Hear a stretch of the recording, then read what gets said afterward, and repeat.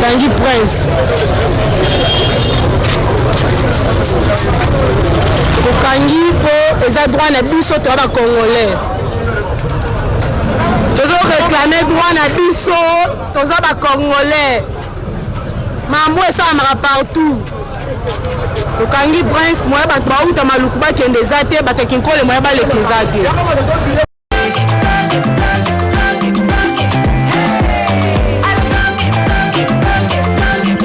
Oyoki elenge ya Congo. Tapelema, tapelema, tapelema, tapelema. Tanguy Prince. Kokangi po eza droit na biso to ba congolais. Tozo réclamer droit na biso toza ba congolais. Mambo esamaka partout. Kokangi Prince moya bato bauta maluku bakende eza te batakinkole moya baleka eza te.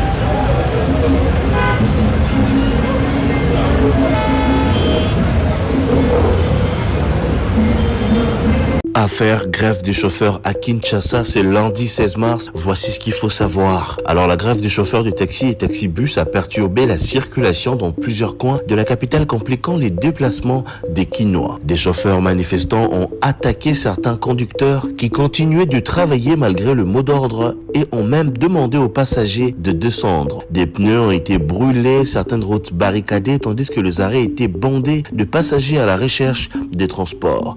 Pendant ce temps, les motocyclistes ont rejeté la grève et ont continué de transporter les clients pour ne pas paralyser la ville. Alors, pourquoi cette grève? Les chauffeurs en grève protestent contre les mesures prises par les autorités urbaines, notamment l'instauration de la carte professionnelle, le nouveau contrôle technique sur les routes, mais aussi le contrôle simultané qu'ils jugent être trop lourd et ralentissant leur trajet pour leur activité. Selon le député Aubin Moukanou, cette situation reflète surtout des problèmes plus profonds dans la gestion de la capitale. D'après lui, la ville fait face à plusieurs défis dont les embouteillages, les grèves répétées, l'insécurité dans certains quartiers ainsi que les inondations fréquentes lors des pluies. Pour lui, ces difficultés montrent que la gestion actuelle de la ville doit être réévaluée afin de mieux répondre aux attentes de la population quinoise. Il appelle donc les institutions, notamment l'Assemblée provinciale, à jouer pleinement leur rôle de contrôle et de préoccupation des Quinois soient entendus au plus haut sommet de l'État, dont notamment par le président Félix Tshisekedi, afin de trouver des solutions durables pour la capitale Les chauffeurs de taxi ont été reçus par le ministre provincial des Transports et ont décidé donc de suspendre cette grève après avoir été rassurés par l'autorité que des mesures d'allègement seront prises. On vous tient au courant de la suite. C'était Tonton D dans la ferme. Permis de conduire, n'a pas si bango feuille de route nangai, n'a pas si contrôle technique, n'a pas si autorisation de conduire, n'a pas si mais battre les missina quand même, na solo là, naza quinois, naza jeune. Ils sont là, bazo me mamoutou kanangai, bachango, na fourrière. Au moment où j'ai tous mes documents. Alors vous voyez, voilà. Alors si Mara Lanzoto, vous voyez comment Azo brutaliser Mara Lanzoto. Vous êtes là, vous voyez comment Azo brutaliser Mara Lanzoto. Vous voyez? Ah. Alors si Mara Lanzoto, Azo brutaliser Ngai. Bazo beta Ngai, Bazo si Mara Lanzoto, au moment où mes documents sont hyper en ordre. J'en suis fier parce que je me suis conformé aux lois de la République. Je me suis conformé aux lois de la République. J'ai tous mes documents en ordre. Mais Abetingaï ma profit, Asiminga Lanzoto, parce que Ngai, Naboy Kosolanaye, Naboy Kanada Kinois, Naboy Kosolanaye. Donc c'est pas un problème. Mes documents sont là, m'ont permis de conduire. Et là, le contrôle technique n'a sali, feuille de route n'a sali, nyonso oyo l'État a sengaki to sali. Donc, na minute oyo, bota na maman wa se menacer ngai botomona.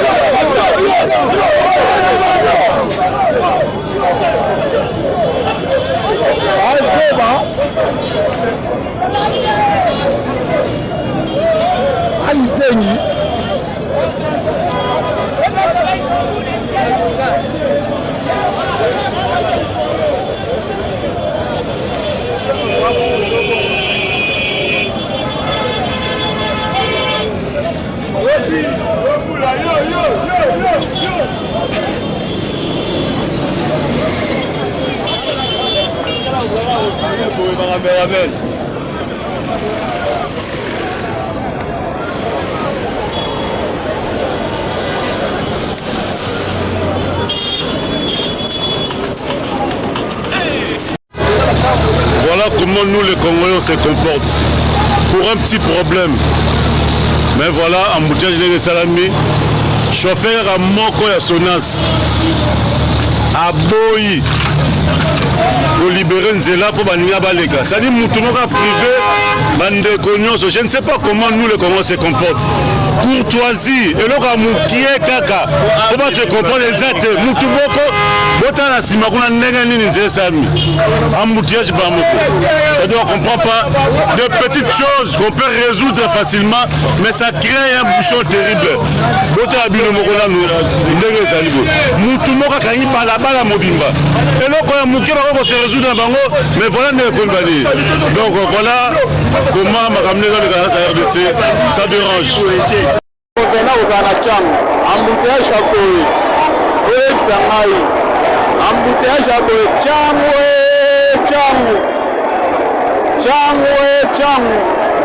embouteillage n'en parlons, déjà justement dans terre Petro Congo. Donc, moyete, Tchangwe, maman Nangaï,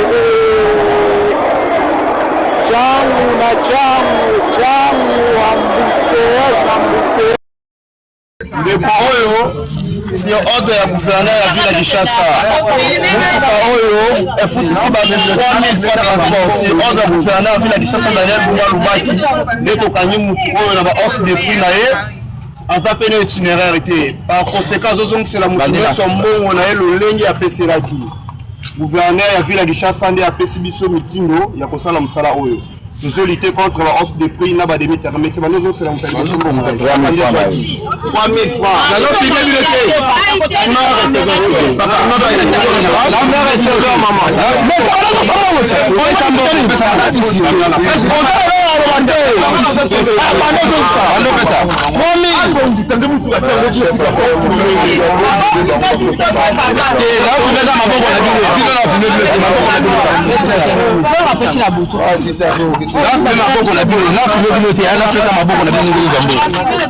C'est quoi ça? 3 000 francs na euro ya Zaki ya wazo 3 000 francs. C'est 3 000.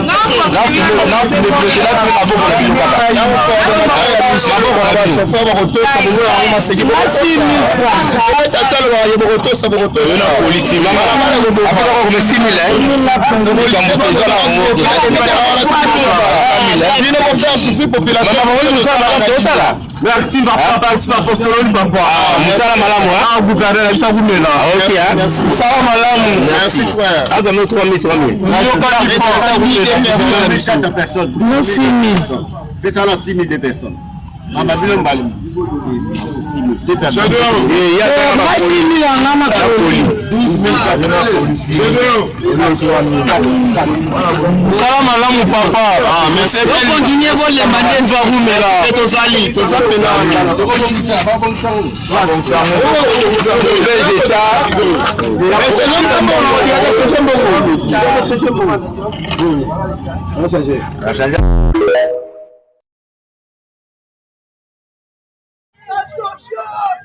Mama ya tozopela e. Yana yango mutukango. Boso ba maije. Yanani. Mama e. Yanani yo, yanani. Mutuka nani? Ko asi panique yo. Atenda kati. Kati. Maite Isra. Maite. Kopesa makati. Mama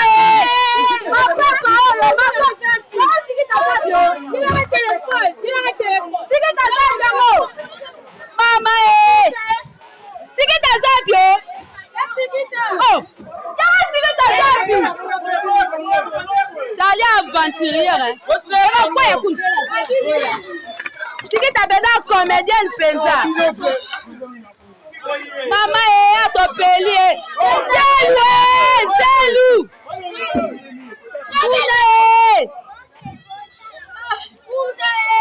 Zelou, TikTok. Zelou, bon, les autres la cacaille. Merci dans paro. Ça me la Zambe maweta. Aokende. Kebe logezika. Mawe. Mutuka batwe ziki. Babimisa. Batene le lotoko. Yeah. Papa seni. Bazela pembele eselo te. Zambe yango ne bale ya kaka. Zambe tamukini lege be bakaye.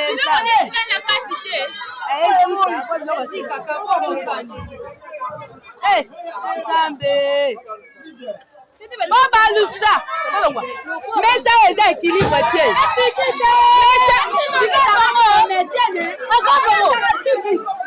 Sikita. Charlie a comédien, moi les caboya tigina qui l'ont pas.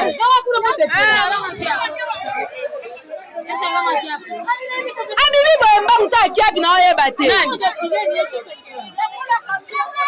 Mama eh. Ataye wana lati noir. Malanga eh. Le boy pe mutuka ngo. Mutuka ndele ni nango eh.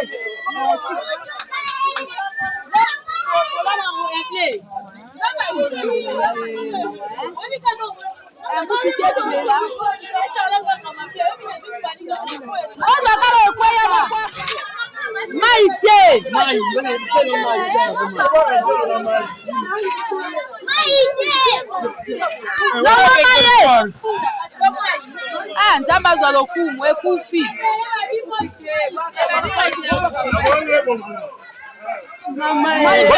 Wabia bisomai. Yango ka awa.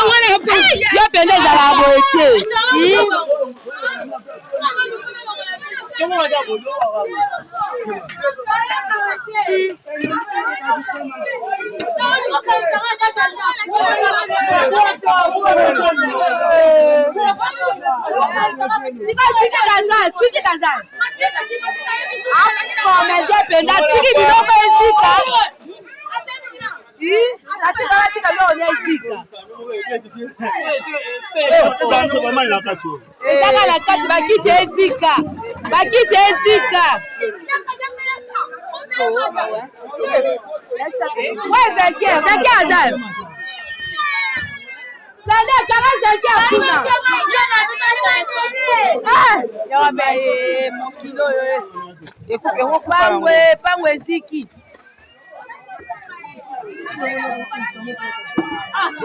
Ekobeta kano.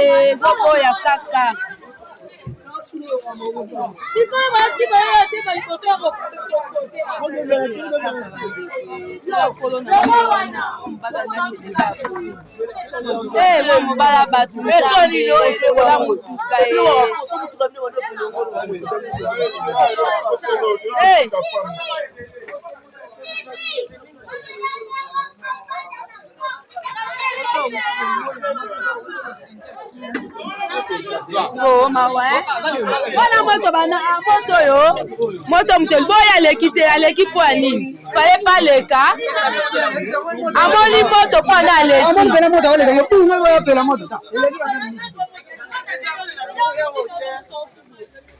on a moné moto leki po nini noko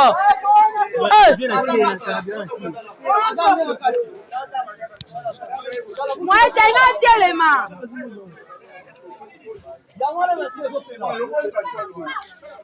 Pas mal en moto non c'est encore.